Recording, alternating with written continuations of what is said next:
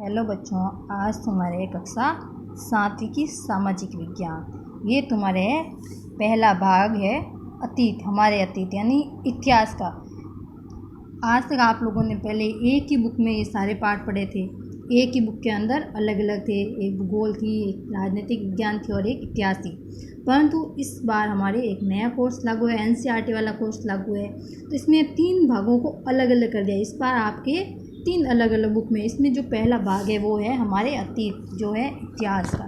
तो आज हम इस पहला पाठ इतिहास का पढ़ेंगे। तो ये आपका पहला पाठ है।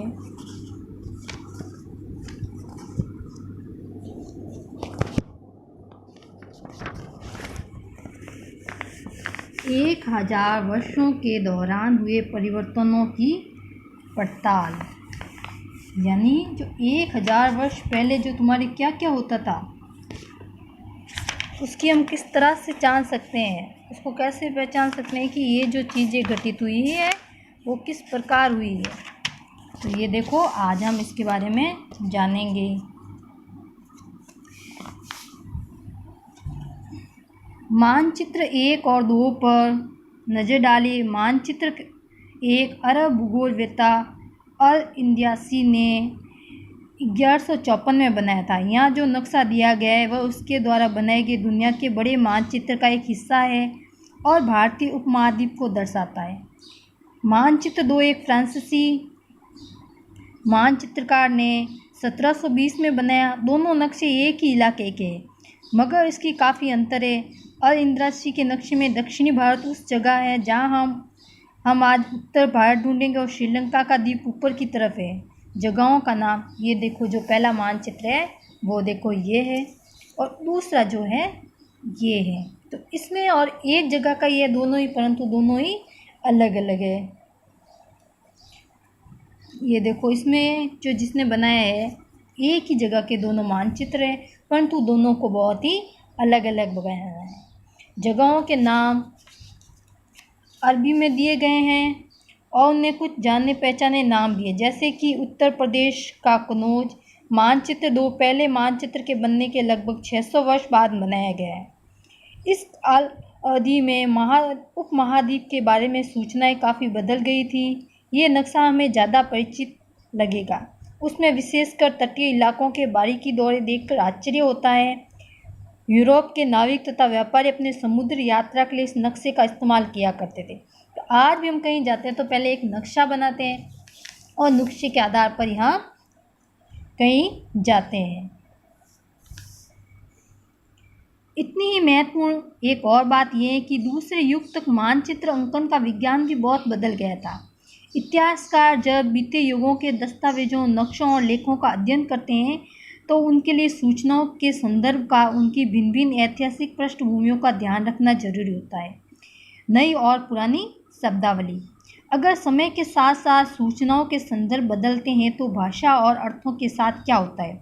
ऐतिहासिक अभिलेख कई तरह की भाषाओं से मिलते हैं और ये भाषाएं भी समय के साथ साथ बहुत बदली है। उदाहरण के लिए मध्य युग की फारसी आधुनिक फारसी भाषा से भिन्न है। ये भिन्नता सिर्फ व्याकरण व शब्द भंडार में ही नहीं आई, समय के साथ शब्दों के अर्थ भी बदल गए। तो फिर पहले जो नक्शे बनते थे, इसमें आप लोगों को मानचित्रों के बारे में बताएं। जो पहले मानचित्र बनते थे वो किस प्रकार के बनते थे। ये जो था वो 1154 में बना था।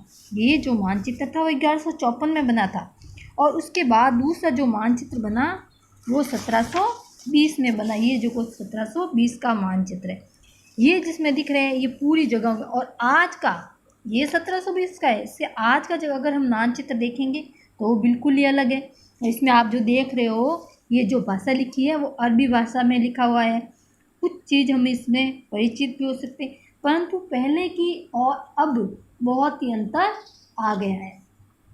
पहले के शब्दों का अलग अर्थ निकलता था और अब शब्दों का अलग अर्थ है।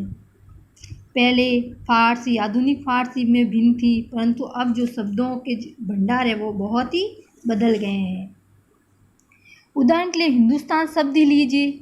आज हम इसे आधुनिक राष्ट्र राज्य भारत के अर्थ में लेते हैं। 13वीं सदी में जब फारसी के इतिहासकार मिन्हाज-ए-सिराज ने हिंदुस्तान शब्द का प्रयोग किया था तो इसका आशय पंजाब, हरियाणा और गंगा यमुना के बीच में स्थित इलाकों से था।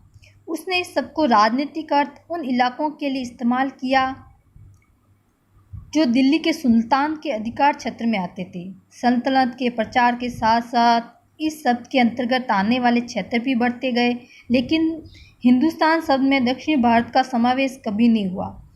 इसके विपरीत 16वीं सदी के आरंभ में बाबर ने हिंदुस्तान शब्द का प्रयोग इस उपमहाद्वीप के भूगोल, पशु पक्षियों और यहाँ के निवासियों की संस्कृति का वर्णन करने के लिए किया।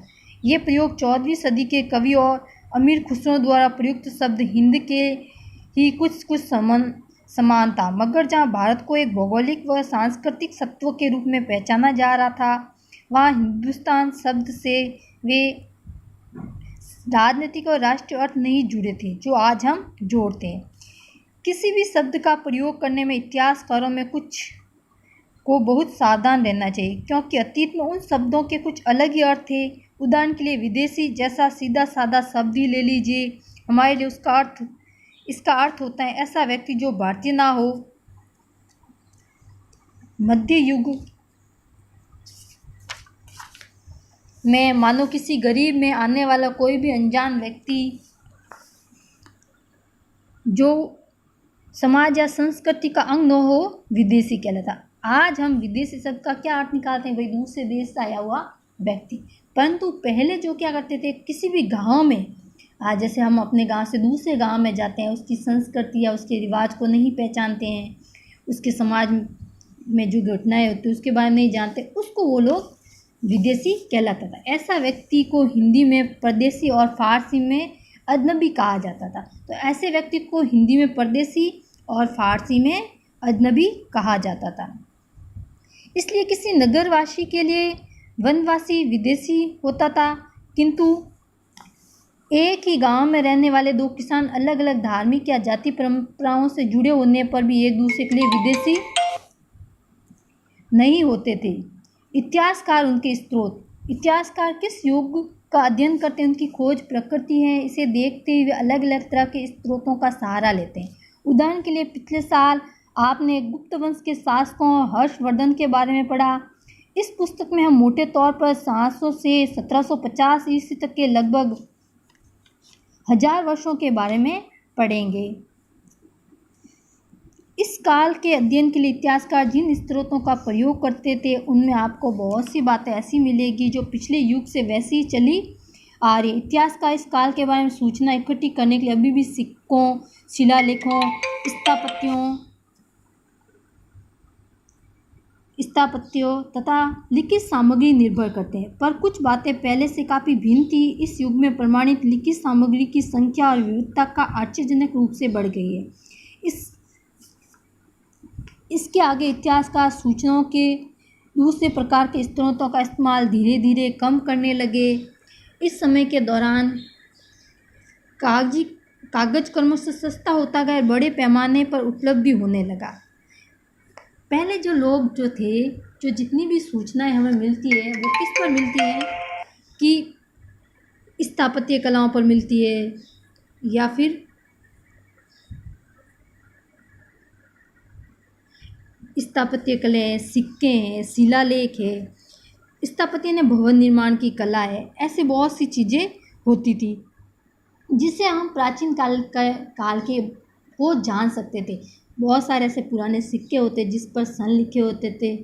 अपने घर में किसी को पूछना कि पुराने जो सिक्के होते थे दादा परदादा, उनको ही पता होगा। हम लोगों ने तो अब जो हमारे पास क्या है, बहुत सारे नोट है, परंतु पहले बहुत सिक्के सोने चांदी या तांबे के सिक्के चलते थे। और शिलालेख, यानी शिलालेख का मतलब होता है कि पत्थर के ऊपर उत्कीर्ण करना, यानी इस तरह की एक पत्थर के ऊपर लेख लिखते थे और बहुत ही संक्षिप्त लेख लिखा होता था। परंतु अब जो हम जितने भी जो चीज़ें लिख रहे हैं, आज हमारे इतिहास जो लिख रहे हैं, हम बुक में पढ़ रहे हैं, क्योंकि आज हम बुक में लिख सकते हैं, क्योंकि आज हमारे पास कागज सस्ता हो गया है।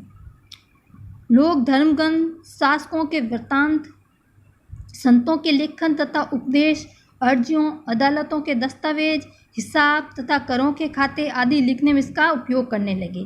धनी व्यक्ति, शासक, जन, मठ तथा मंदिर पांडुलिपियाँ एकत्रित किया करते थे। इन पांडुलिपियों को पुस्तकालय तथा अभिलेख घरों में रखा जाता है। इन पांडुलिपियों तथा दस्तावेजों में इतिहासकारों को बहुत सारी विस्तृत जानकारी मिलती है, मगर ही साथ इसका उपयोग कठिन है।